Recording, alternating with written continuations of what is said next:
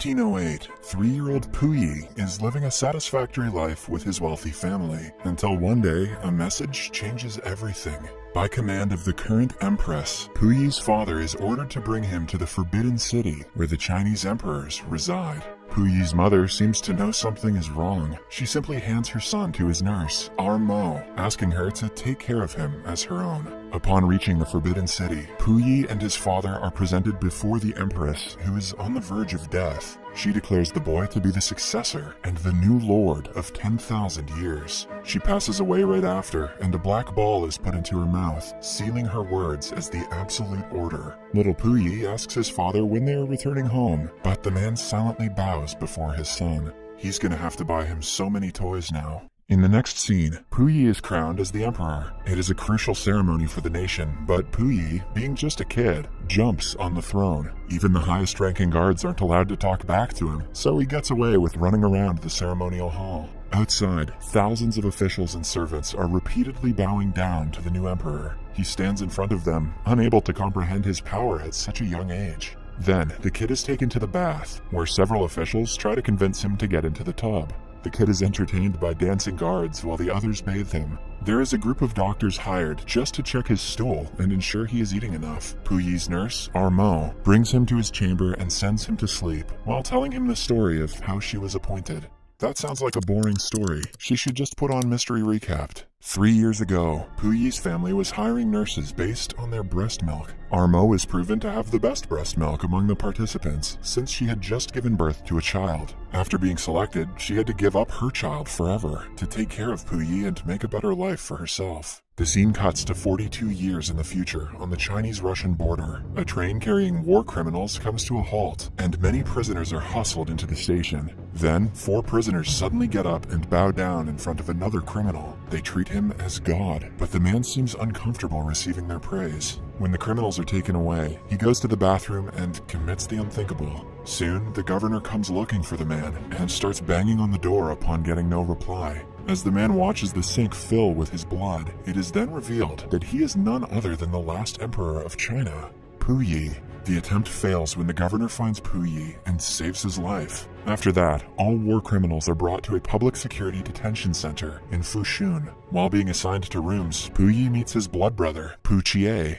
The scene then changes back to 1914. It has been almost 7 years since Puyi's crowning, and his family has come to meet him for the first time. The parents leave shortly, but not before leaving their younger son, Puchie, with Puyi. Initially, Puchie takes time to adjust to the royal environment. Puyi helps him by boasting about how other people get punished for his mistakes, and how he is allowed to do anything he pleases. This is proven when he breastfeeds off Mo at the age of 10, and no one bats an eye. Just because you can get away with a thing doesn't mean you should do it. Later, the brothers get into an argument when Puyi degrades Puchie for wearing yellow, which is a color only the emperor can wear inside the palace. In retaliation, Puchie reveals that he is not the emperor anymore. Puyi tries to discredit him and asks the guard to drink green ink. When the guard does as told, he thinks his point is proven, but Puchie remains adamant in his claims. He leads Puyi to the top of a newly constructed wall, built to divide the northern residential section from the rest of the Forbidden City.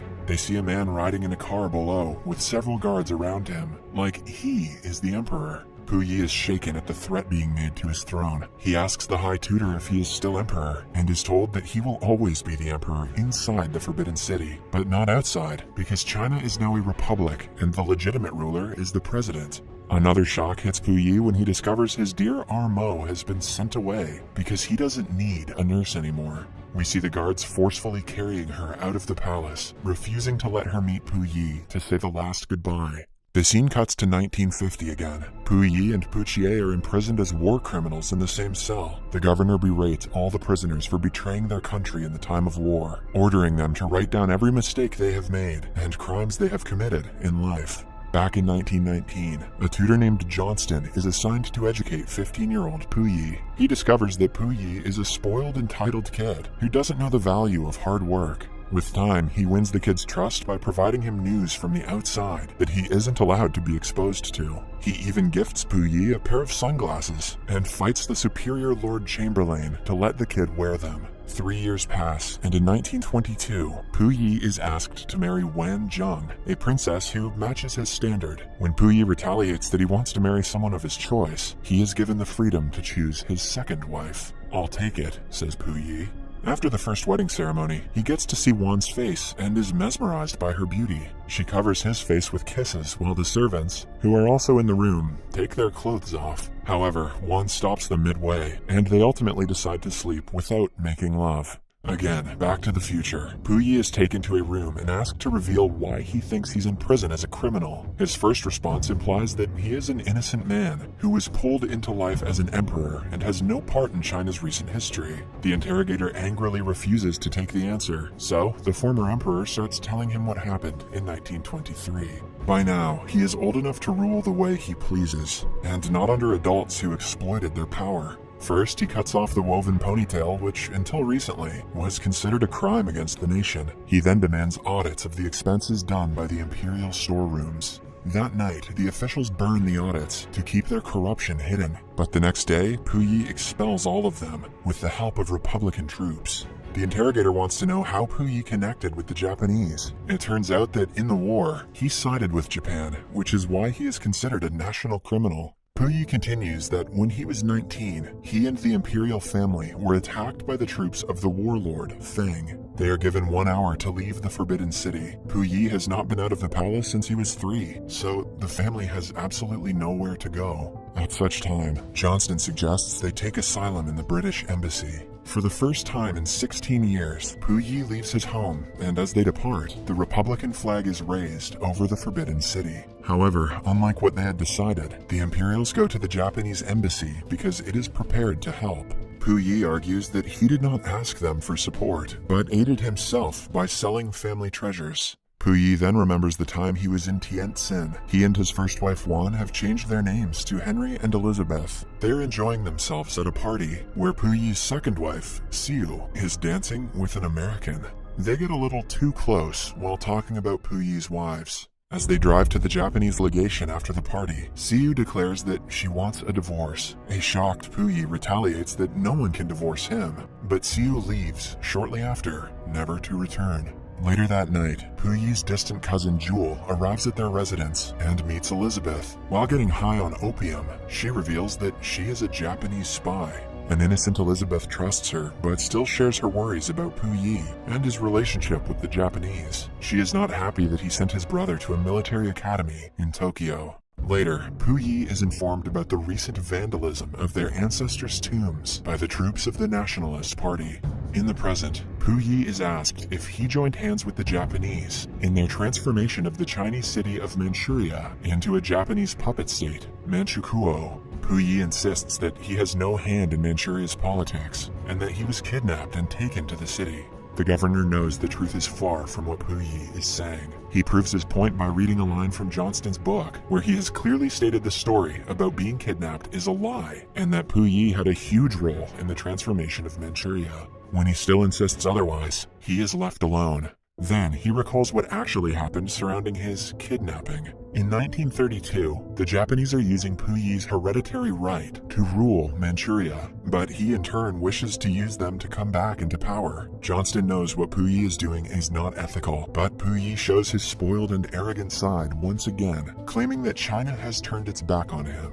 Now, it is his turn to do the same. His wish comes true in 1934, when the Japanese decide to promote Puyi to be Emperor of Manchukuo, now that he has served as head of state for the past 2 years. He yet again gets to wear the traditional robes of the Qing Dynasty that he took so much pride in. Jewel, who is also at the ceremony, congratulates Elizabeth, telling her that she is an empress again. Then, we are introduced to Emakasu, an order in the Imperial Japanese Army, and Puyi's close work friend. He snaps photos of Elizabeth and Jewel together. He even supervises the filming at the coronation ball that evening. Meanwhile, Puchie is also at the party in a Japanese military uniform with his pregnant wife. As the lively party continues, Elizabeth and Jewel arrive high on opium. Since she is not in her right mind, Elizabeth embarrasses herself by eating daffodils from a flower arrangement. That's not embarrassing. That's funny as hell. When Puyi confronts her, Elizabeth makes fun of him, claiming that Amaterasu is the most powerful man in Manchukuo. They also argue about their sex life and how he doesn't make love to her anymore. To stop the heated argument, Elizabeth makes a toast to him and walks out of the party.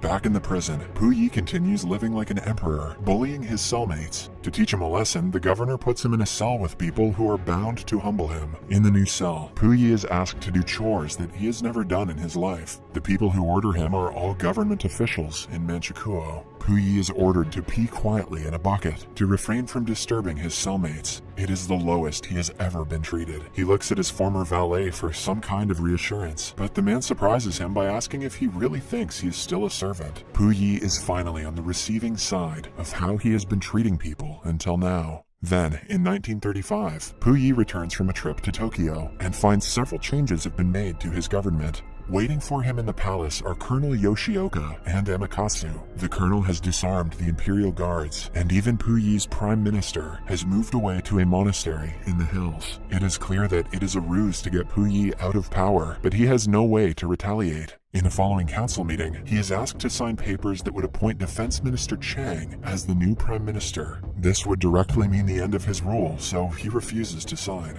As a result, all the council members leave the meeting, portraying their dissatisfaction. When alone in the council room, Puyi is taken back to the day he found out he was no longer the legitimate emperor. Later that day, Elizabeth announces her pregnancy, but before Puyi can react, they are interrupted by Colonel Yoshioka and Amakasu. They want him to sign the papers he refused to sign in the meeting earlier. Puyi deflects the topic by announcing that he is to have an heir, but is informed by a passive Amakasu that the father of the child is his driver. At last, Puyi has no way out but to appoint Chang as the prime minister. In the following scene, we see Puyi shoot his driver dead for seducing his wife. Little PP energy, to be sure. A few months later, Elizabeth gives birth, but the doctor murders the baby. Puyi is told the child was stillborn. Elizabeth runs away from the hospital, never to return, leaving Puyi alone. Then, in 1945, the Japanese emperor surrenders and the war is over. Jules listens to the surrender broadcast, while Amakasu commits the unthinkable. Elizabeth also comes back from hiding and is over the moon because of Amakasu's death. She spits in the face of the Japanese soldiers, mocking them. When she comes across her ex-husband, she shakes in shock and has to be aided by her nurse. Meanwhile, Colonel Yoshioka is trying to run back to Japan to escape the Russian soldiers. He wants Puyi to join him, but the man delays, trying to get to his wife first. She refuses to come, and eventually Puyi and the colonel are caught. This is how they were imprisoned for 5 years, before being brought to the prison Puyi is currently in. Back in the present, Puyi is tending to his flower garden in the prison. After years of spending time with the inmates as equals, he has found a passion for gardening. His rivalry with the governor has also died down, and they seem to like each other now. The governor laughs at the fact that all his life, Puyi thought he was better than everyone else, but now he thinks he is the worst of all, which is why he tried to commit the unthinkable. Then comes the year 1959, when Puyi is handed a proclamation of release after serving 14 years in prison. He is happily let go of the place to live an entirely new life. The scene cuts to the year 1967. The former emperor now works as a gardener at Beijing Botanical Gardens and is leading a decent life. One afternoon, he visits the Forbidden City and looks at his former throne. As his heart fills with emotions, he steps over the decorative rope, beyond which the tourists are not allowed to go. A boy stops him, and Puyi replies that he was the Emperor of China. When the boy is distracted, Puyi disappears and is never found. In the last scene, a tour guide leads tourists into the throne room, telling them about Puyi's life story and explaining that he died in 1967.